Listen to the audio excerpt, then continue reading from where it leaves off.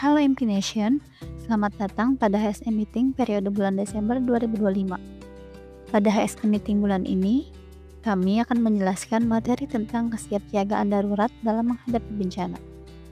Sebelum kita masuk ke materi, berdasarkan informasi dari berbagai sumber nasional, wilayah Pulau Jawa dan DKI Jakarta diprediksi menghadapi cuaca ekstrim yang berpotensi menimbulkan bencana seperti banjir dan angin kencang. Pemerintah daerah telah meningkatkan langkah kesiapsiagaan untuk meminimalkan dampak terhadap masyarakat.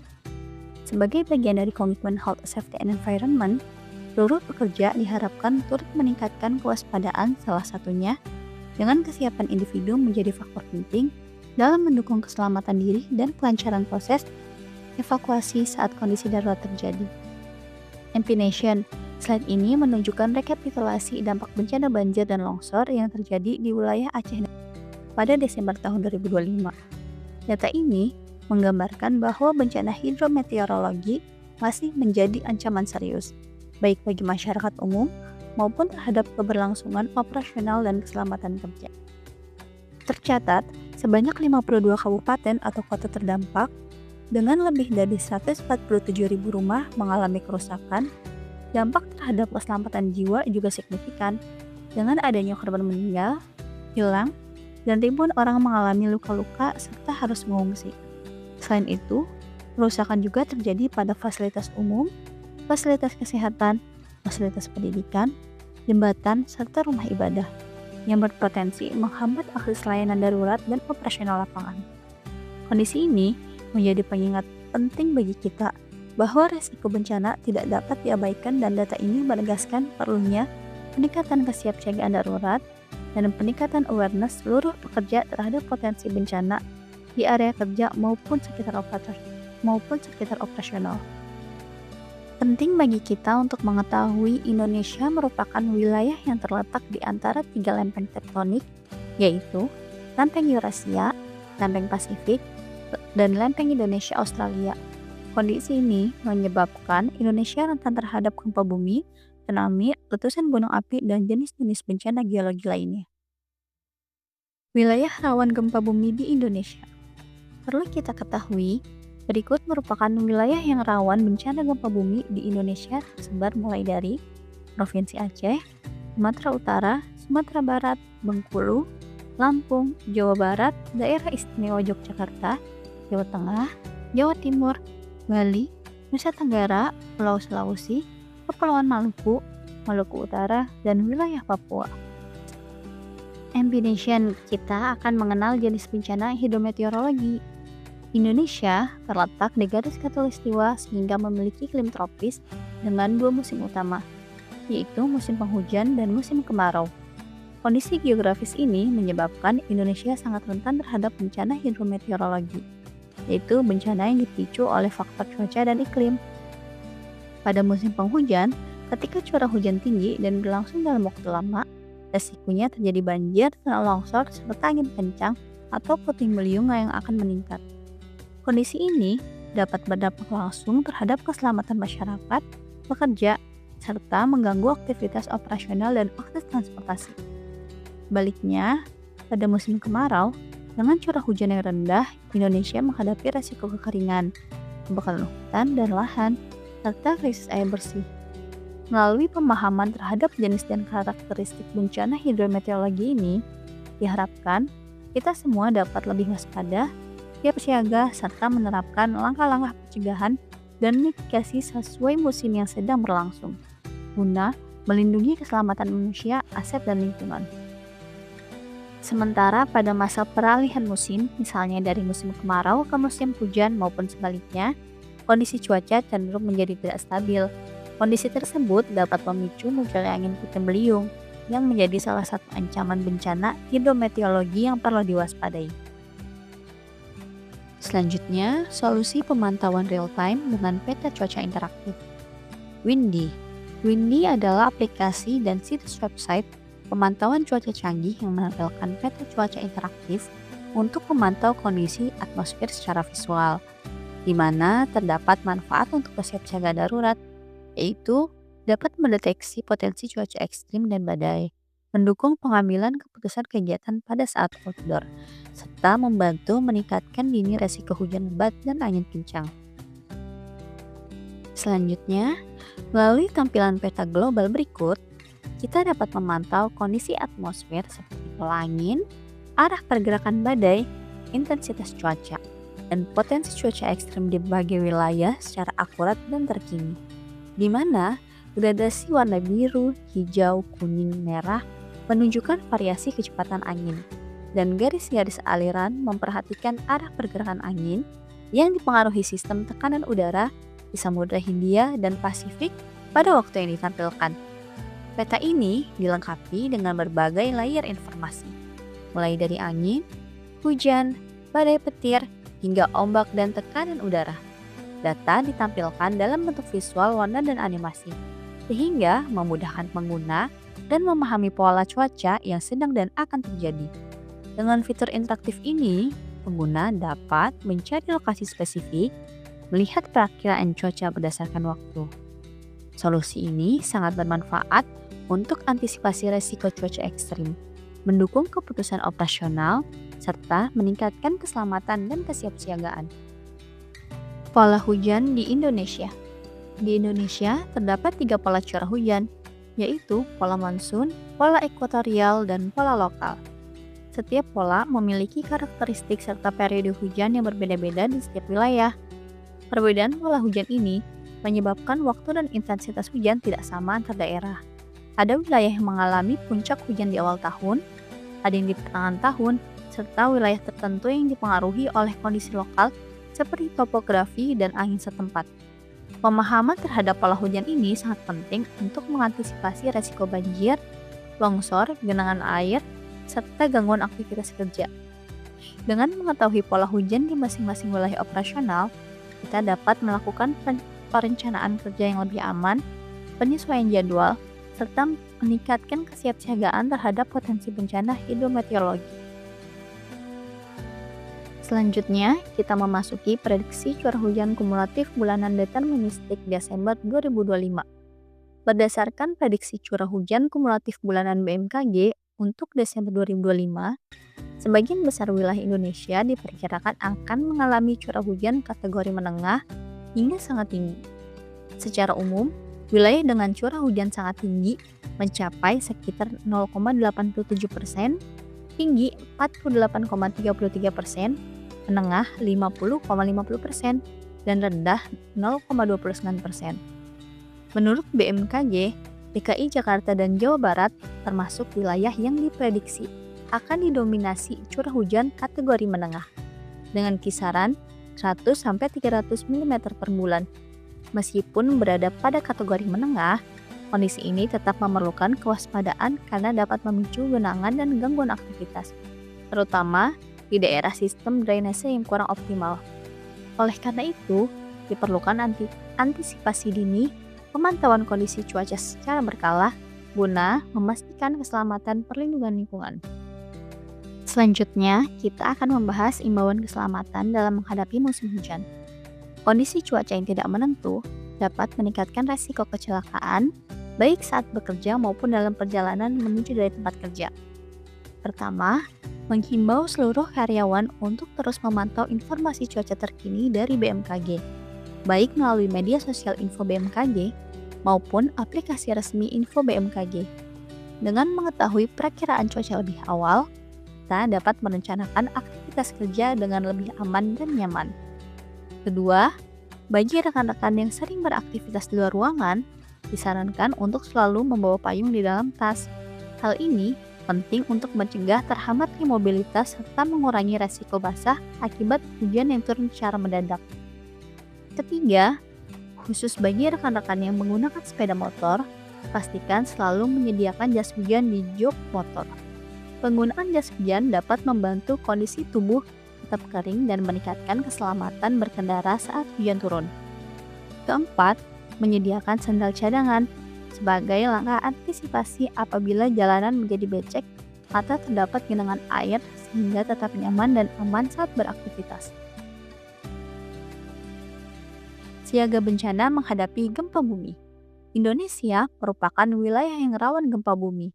sehingga penting bagi kita untuk memahami resikonya dan mengetahui langkah keselamatan yang tepat. Gempa bumi adalah peristiwa berguncangnya permukaan bumi yang dapat disebabkan oleh aktivitas antar lempeng bumi, aktivitas gunung api, maupun runtuhan batuan. Gempa bumi dapat terjadi secara tiba-tiba dan berpotensi menimbulkan kerusakan pada bangunan, fasilitas kerja, serta membahayakan keselamatan manusia. Selanjutnya, kita akan membahas tindakan keselamatan yang harus dilakukan saat terjadi gempa bumi, khususnya ketika kita berada di dalam bangunan, baik itu rumah, sekolah, kantor, maupun gedung bertingkat. Pertama, upayakan keselamatan diri dengan segera berlindung di bawah meja yang kuat. Lindungi kepala dan leher, serta jauhi kaca, lemari, atau benda-benda yang mudah jatuh. Kedua, jika sedang memasak dan kondisi memungkinkan, segera matikan kompor. Selain itu, matikan peralatan yang menggunakan listrik untuk mengurangi resiko kebakaran atau korsleting listrik. Ketiga, jangan menggunakan lift. Apabila sudah terasa guncangan, lift beresiko terjebak saat gempa. Gunakan tangga darurat apabila harus melakukan evakuasi keluar dari bangunan setelah kondisi memungkinkan. Keempat, setelah keluar dari bangunan, perhatikan kemungkinan adanya pecahan kaca, reruntuhan, atau material lain yang berbahaya. Tetap lindungi kepala dengan tangan atau benda yang ada, dan segera menuju ke area terbuka atau lapangan yang terbuka. Selanjutnya, tindakan keselamatan yang harus dilakukan saat terjadi bencana gempa bumi di dalam mobil. Saat terjadi gempa bumi besar, Anda dapat kehilangan kontrol terhadap mobil. Jauhi persimpangan, lalu pinggirkan kendaraan ke kiri bahu jalan dan berhenti. Selanjutnya, ikuti instruksi dari petugas berwenang dengan tetap memperhatikan lingkungan sekitar atau melalui alat komunikasi lainnya. Pasca terjadinya gempa bumi, fokus utama kita adalah keselamatan jiwa dan penjagaan resiko lanjutan, yaitu sebagai berikut. Yang pertama, tetap waspada terhadap gempa bumi susulan. Kedua, perhatikan reruntuhan maupun benda-benda yang membahayakan pada saat evakuasi. Ketiga, berdirilah di tempat terbuka jauh dari gedung dan instalasi listrik. Keempat, jika di dalam mobil, berhentilah dan pinggirkan kendaraan ke kiri bahu jalan, hindari berhenti di atas jembatan. Dengan mengikuti langkah-langkah keselamatan ini, diharapkan resiko cedera dan kerugian dapat meminimalkan pasca terjadi gempa bumi. Selanjutnya, siaga bencana menghadapi banjir. Banjir adalah peristiwa tergenangnya suatu wilayah akibat meluapnya air karena curah hujan tinggi yang melebihi daya tampung sungai, danau, laut, atau drainase. Oleh karena itu, kesiapsiagaan menghadapi banjir sangat penting untuk mengurangi dampak yang ditimbulkan baik terhadap manusia, aset, maupun lingkungan. Selanjutnya, kita akan membahas tindakan keselamatan yang harus dilakukan saat terjadi banjir. Pertama, apabila masih tersedia waktu, tempatkan perabot di tempat yang aman dari banjir. Kedua, cabut alat-alat yang masih tersambung dengan listrik. Jangan menyentuh peralatan yang bermuatan listrik apabila Anda berdiri di atas air atau di dalam air. Ketiga, kalau banjir meninggi, segeralah evakuasi ke tempat yang lebih tinggi. Kelima, apabila Anda harus berjalan di air, pilih pijakan yang tidak bergerak, gunakan tongkat atau benda panjang untuk memastikan pijakan tersebut kuat dan aman sebelum melangkah. Pasca terjadinya banjir, yang harus kita lakukan yaitu: pertama, hindari area yang airnya baru saja surut karena jalan bisa saja keropos dan ambles. Kedua, hati-hati saat memasuki gedung karena ancaman kerusakan yang tidak terlihat seperti pada fondasi.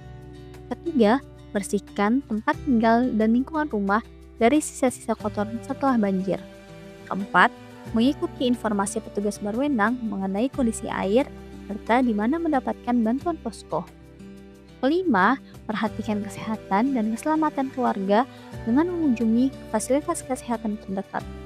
Dengan meningkatkan kewaspadaan dan mengikuti langkah keselamatan pasca banjir, kita dapat meminimalkan resiko lanjutan serta melindungi keselamatan diri, keluarga, dan lingkungan. Siaga bencana menghadapi puting beliung. Bencana puting beliung yaitu sebagai akibat dari peristiwa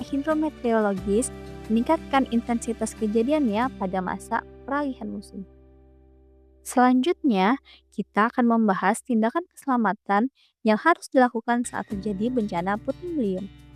Jika sedang berada di luar dan ada potensi petir akan menyambar, segera membungkuk, duduk, dan peluk lutut ke dada. Segera masuk ke dalam rumah atau bangunan yang kokoh. Matikan semua aliran listrik dan peralatan elektronik. Tutup jendela dan pintu lalu kunci. Pasca terjadinya puting beliung yang harus kita lakukan yaitu pastikan tidak ada anggota keluarga yang cedera. Bila jatuh korban, segera berikan pertolongan darurat. Laporkan segera kepada pihak yang berwenang jika ada kerusakan yang berhubungan dengan listrik dan kerusakan lainnya. Mitigasi bencana untuk penyandang disabilitas. Penyandang disabilitas merupakan kelompok yang lebih rentan terhadap bencana karena mereka terpapar resiko lebih tinggi, keterbatasan akses fisik untuk menyelamatkan diri. Bencana alam juga dapat menyebabkan bertambahnya jumlah penyandang disabilitas dan memperparah kondisi mereka, baik fisik maupun mental. Oleh karena itu, upaya mitigasi perlu dilakukan sejak sebelum terjadi bencana, yaitu pertama, jelaskan resiko bencana yang mungkin terjadi dan cara menghadapinya. Sampaikan informasi dengan cara yang jelas dan sederhana. Gunakan suara, gambar, tulisan besar, dan bahasa isyarat. Pastikan peringatan bisa didengar dan dilihat. Latih keluarga atau orang terdekat tentang cara mengurangi resiko bersama saat terjadi bencana. Buat rumah dan fasilitas umum lebih aman dan mudah diakses.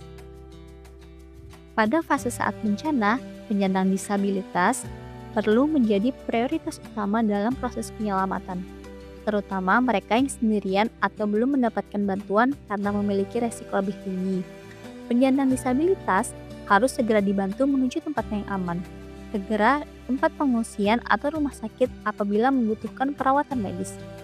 Selain itu, penting untuk melakukan pendataan terkait kondisi fisik, kebutuhan khusus, serta bantuan yang diperlukan agar penanganan dapat dilakukan secara tepat dan berkelanjutan.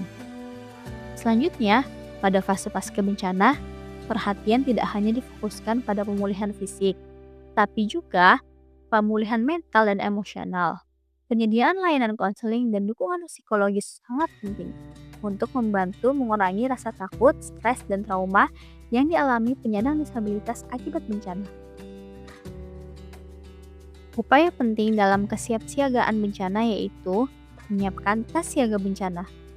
Tas siaga bencana adalah perlengkapan darurat yang dipersiapkan oleh setiap anggota keluarga untuk berjaga-jaga apabila terjadi bencana atau kondisi darurat lainnya.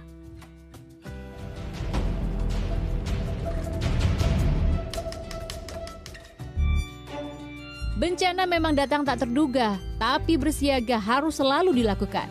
Setidaknya menyiapkan tas siaga bencana yang bisa membantu bertahan hidup selama 72 jam atau 3 hari sebelum bantuan datang. Tas siaga bencana atau Emergency Preparedness Kit adalah tas yang berisi kebutuhan kita pada saat keadaan darurat. Yang berisi mulai dari medis, lalu juga makanan dan minuman, baju dan peralatan mandi hingga dokumen penting. Isi tas siaga berupa pakaian dan handuk bersih, lalu dokumen, surat penting dan berharga, perlengkapan mandi seperti sabun, sampo, dan sikat gigi. Alat-alat medis berisi obat P3K, obat-obat pribadi, masker, hand sanitizer, dan bagi wanita penting siapkan juga pembalut. Persediaan air mineral dan makanan yang awet dan mudah untuk dikonsumsi selama 3 hari. Kemudian handphone cadangan, power bank, kabel charger, serta senter. Siapkan uang tunai secukupnya dan yang paling penting yakni peluit untuk memanggil dan meminta bantuan. Kumpulkan semua isian tas siaga bencana dan kemas sesuai klasifikasinya. Pengemasan disarankan menggunakan plastik atau bahan kedap air supaya tidak rusak jika dalam kondisi banjir. Baju dan handuk bersih dapat digulung rapi, seperti ini agar ringkas. Kumpulkan dokumen-dokumen penting lalu masukkan ke dalam map plastik atau map berlapis agar lebih aman. Tips packing tas siaga bencana berikut juga perlu diperhatikan supaya barang-barang bisa tersusun sesuai prioritasnya. Untuk dokumen dapat dimasukkan di bagian paling belakang tas supaya lebih aman karena sifatnya yang rentan dan jarang juga digunakan. Kemudian untuk barang-barang yang lebih sering digunakan, dapat disimpan di tempat yang lebih mudah diakses. Jadi peletakannya memang harus sesuai dengan prioritas. Kayak tadi saya taruh alat medis di paling atas, terus juga power bank, uang tunai di paling depan biar aksesnya gampang ambilnya. Lalu juga fluid, ini saya taruh depan juga.